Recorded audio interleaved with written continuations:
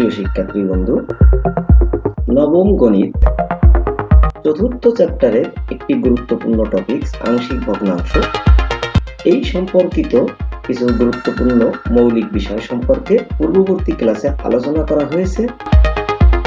তবে সেখানে সমীকৃতকরণের মাধ্যমে কিভাবে ধ্রুবকের মান নির্ণয় করতে হয় এই বিষয়টিকে আমি বলেছিলাম অনুশীলনীর ৮-এর ১ নম্বর সমস্যাটি সমাধানের মাধ্যমে দেখানো হবে। তো চলো দেখা যাক কিভাবে সহগ সমীকৃতকরণের মাধ্যমে সংশ্লিষ্ট ধ্রুবকের মান নির্ণয় করতে হয়। এইটি হলো চতুর্থ চ্যাপ্টারের অনুশীলনীর ৮-এর ১ নম্বর গাণিতিক সমস্যাটি। প্রথমত লক্ষ্য করব যে এটি প্রকৃত ভগ্নাংশ কিনা। লক্ষ্য করো ভগ্নাংশটির লবের মাত্রা 1, অপরদিকে হরের মাত্রা রয়েছে 5।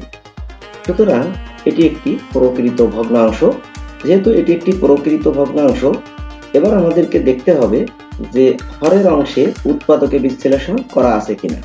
লক্ষ্য করো এখানে উৎপাদকে বিশ্লেষণ করা রয়েছে। এবার আমাকে দেখতে হবে সেই উৎপাদকগুলো গঠনগত দিকটা।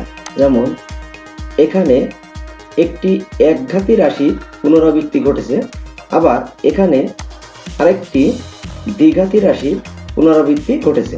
তো এই বিষয়গুলো বিবেচনা করে আমাদেরকে এখন ধ্রুবকগুলো ধরতে হবে।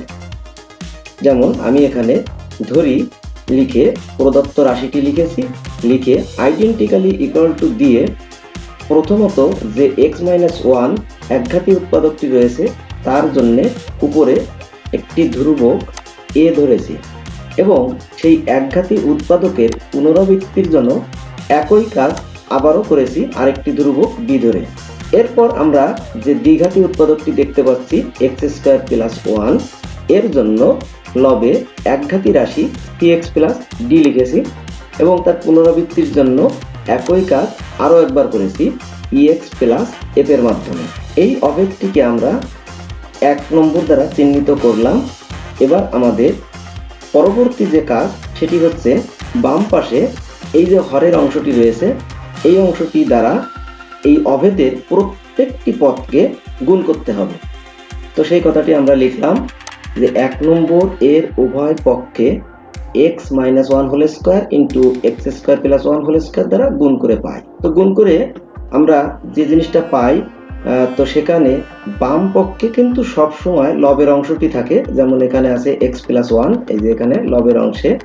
এবং ডান পাশের হিসাবটা কি করতে হবে, এই যে হরের যে অংশটি দ্বারা আমরা যে গুণ করছি ডান পাশে, সেই গুণটা তুমি যখন মনে মনে এখানে করবে তখন হরের এই যে উৎপাদকটি এখানে যেমন আছে x-1, এই অংশটি এই হর থেকে বাদ দিয়ে দাও।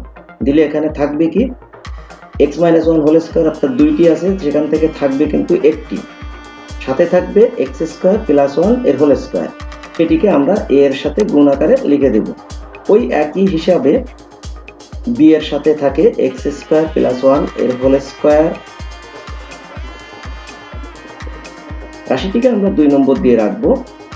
এবার আমাদেরকে আগের থেকেই জানা আছে, পূর্ববর্তী ক্লাসের মাধ্যমে আমরা জানতে পেরেছি যে এই ধরনের ভগ্নাংশ যাদের হরে একাধিক ঘাত বিশিষ্ট উৎপাদক রয়েছে তাদের ধ্রুবকের মান নির্ণয়ে সহগ সমীকৃতকরণ প্রয়োজন হয়।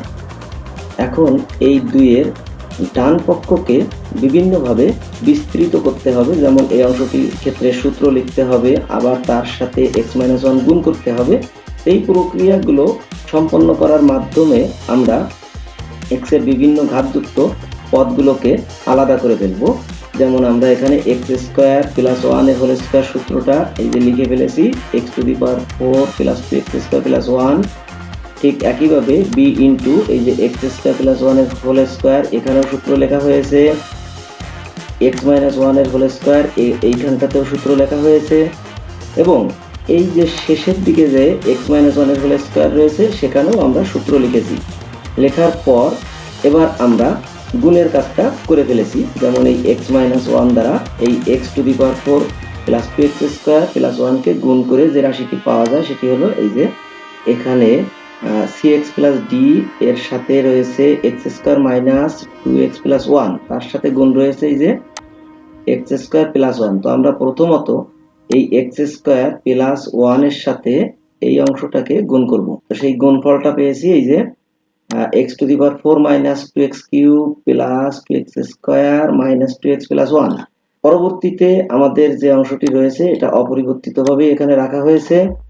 পরের লাইনে যে এই a কে আমরা ব্র্যাকেটের ভিতরে প্রত্যেকটি পদের সাথে গুণ করে দিয়েছি, দেওয়ার পর এই b কেও ব্র্যাকেটের ভিতরের অংশের সাথে গুণ করে দিয়েছি, দেওয়ার পরে এখানে যে cx প্লাস d রয়েছে এই রাশিটির সাথে পার্শ্ববর্তী যে রাশিটি রয়েছে তাকে গুণ করা হয়েছে।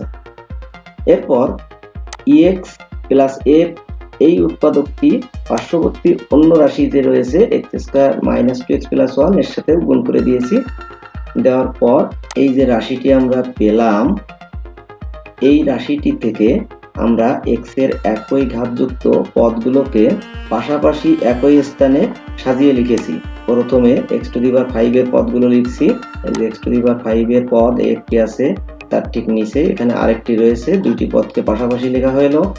এবার x টু দি পাওয়ার 4 যুক্ত যে পদগুলো রয়েছে, যেমন একটি আছে x টু দি পাওয়ার 4 যুক্ত পদ minus ax two the power 4, এই যে minus x two the power 4 লেখা হয়েছে। এরপর এই যে bx টু দি পাওয়ার 4 লেখা হয়েছে। তারপর এই minus cx to the power 4 কে লেখা হয়েছে। তারপর এই dx to the power 4 plus dx to the power 4 লেখা হয়েছে। এভাবে আমরা x টু দি পাওয়ার 4 যুক্ত পদগুলোকে পাশাপাশি সাজিয়ে লিখেছি।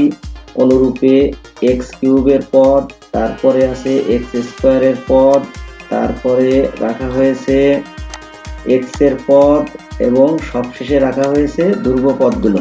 এতে করে আমাদের সুবিধা হবে কি, সদৃশ পদগুলো থেকে আমরা যে চলক রয়েছে, যেমন প্রথম দুইটি পদে চলক রয়েছে x টু দি পাওয়ার 5, সেটি কমন নিয়েছি। ঠিক একইভাবে পরবর্তী পদগুলো থেকে x two the power 4 common নিয়েছি।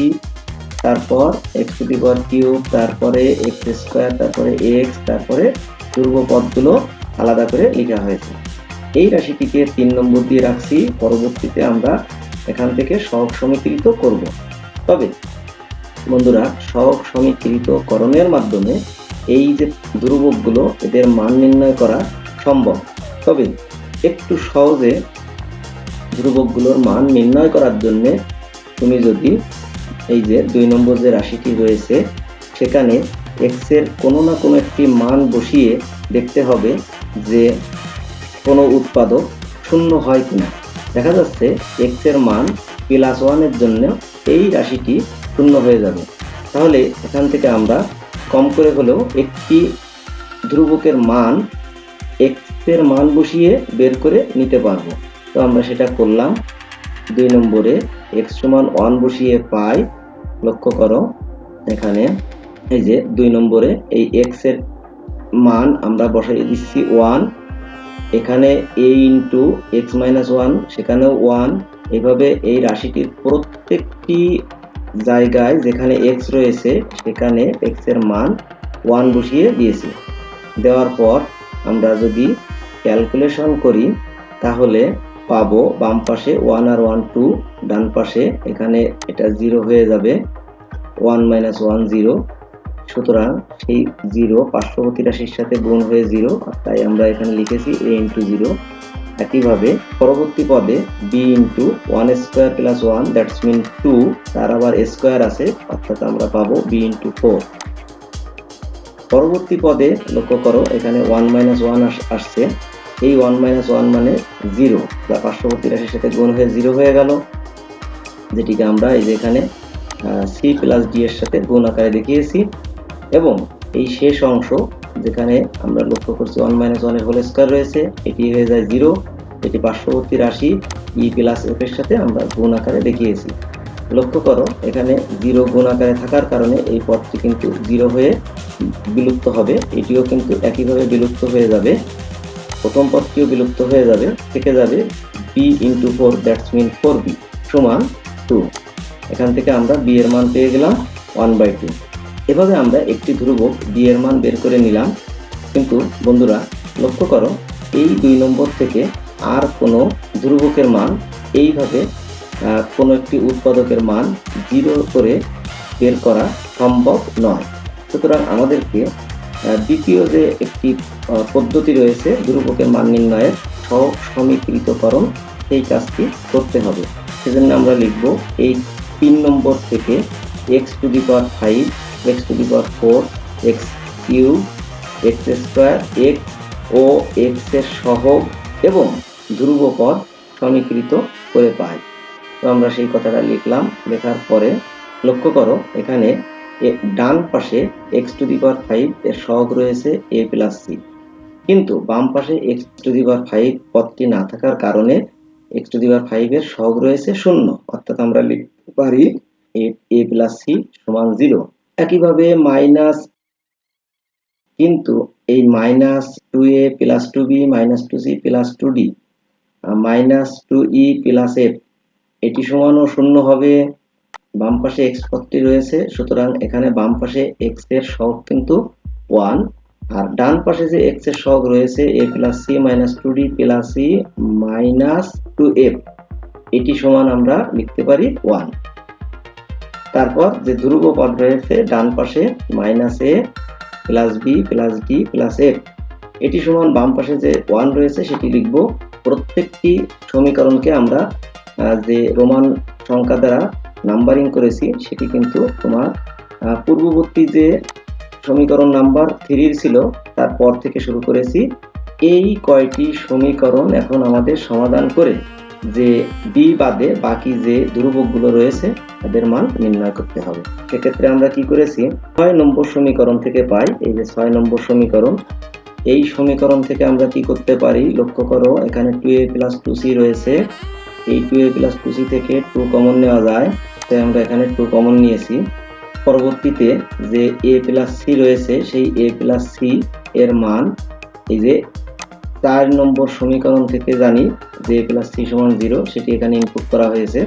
করার পরে পাওয়া যাচ্ছে -2d + e = 0। এরপর যে 8 নম্বর সমীকরণটি রয়েছে এই 8 নম্বর সমীকরণে একটু লক্ষ্য করে দেখো, প্রথমে যে a + c রয়েছে সেই a + c অংশের মান আমরা এই 4 থেকে 0 বসিয়ে দিতে পারবো, সেই জন্য এটিকে আমরা ব্র্যাকেটের মধ্যে আলাদাভাবে লিখলাম। এরপর আমরা একটু আগে যে -2d + e = যে 0 পেয়েছি ওই অংশের মান বসানোর জন্য এটিকে আমরা ব্র্যাকেটের মধ্যে লিখছি। লেখার পরে আমরা এখানে a + c এর মান 0 এবং -2d + e এর মানও 0 বসিয়ে দিয়েছি। দেওয়ার পর এখান থেকে আমরা পেয়ে যাব f = 1/2। এরপর 9 নম্বর যে সমীকরণটি রয়েছে, এই যে 9 নম্বর এই সমীকরণ -a + b + d + f = 1। এখানে b এর মান আমরা আগেই বের করে রেখে আসছি, এই যে 1/2, b এর মান 1/2। এই b এর মান এখানে ইনপুট করা হয়েছে, -a আছে, -a এর পরে b এর মান 1/2 দেওয়া হয়েছে, তারপরে d আছে, তারপরে f এর মান এইমাত্র যে -1/2 বের করলাম সেটা ইনপুট করলাম। করার পরে ক্যালকুলেশন করলে আমরা পাচ্ছি -a + b = 1। এবার এই 5 নম্বর ইকুয়েশনটি আমরা এখানে লিখে নিলাম। নেওয়ার পরে এখানে যদি একটু পুনর্বিন্যস্ত করি, এই -a আর এই যে +d পাশাপাশি লেখা হয়েছে, কারণ আমরা এই -a + d এর মান পেয়েছি 1, এটি এখন ইনপুট করব। আর b এর মান আগেই জানা আছে 1/2। এই মানগুলো এখানে বসানোর পরে দেখো c এর মান পেয়ে যাচ্ছি 3/4। এবার 4 নম্বর যে সমীকরণটি রয়েছে, এই যে 4 নম্বর সমীকরণ a + c = 0, এখানে c এর মান যদি আমরা বসিয়ে দিই এই যে 3/4, তাহলে a এর মান পাওয়া যাবে -3/4। এরপর এই যে 11 নম্বর যে ইকুয়েশনটি রয়েছে, এই যে এই 11 নম্বর ইকুয়েশনে আমরা যদি a এর মান বসিয়ে দিই তাহলে আমরা এই d এর মান পেয়ে যাব 1/4। তারপর আমরা এই যে 10 নম্বর যে ইকুয়েশনটি রয়েছে এই 10 নম্বর ইকুয়েশনে যদি d এর মান বসিয়ে দিই তাহলে আমরা এখান থেকে e এর মান পেয়ে যাব 1/2। তাহলে এই পর্যন্ত আমরা a থেকে e পর্যন্ত সব কয়টি ধ্রুবকের মান পেলাম। সেই মানগুলো যদি 1 নম্বরে বসিয়ে দিই তাহলে আমরা পেয়ে যাব এই রকমের একটি রাশি। রাশিটিতে ধ্রুবকের মানগুলো সবই প্রায় ভগ্নাংশ আসছে, তো এখন আমরা ভগ্নাংশের যে কাজ, অর্থাৎ এই যে এখানে -3/4 এর সাথে x - 1 এটি কিন্তু ভাগ আকারে আছে। যদি আমরা এটিকে গুণ আকারে উল্টায় দিই তাহলে রাশিটি পাওয়া যায় এরকম -3/4 × x - 1। ঠিক একইভাবে পরবর্তী রাশিগুলোর কাজও করা হয়েছে এবং আমরা এখানে যে উত্তর সেটা কিন্তু অলরেডি পেয়ে গেছি। তো বন্ধুরা, এই ধরনের আরও কিছু সমস্যা সমাধান করার জন্য খুলে দেবেন।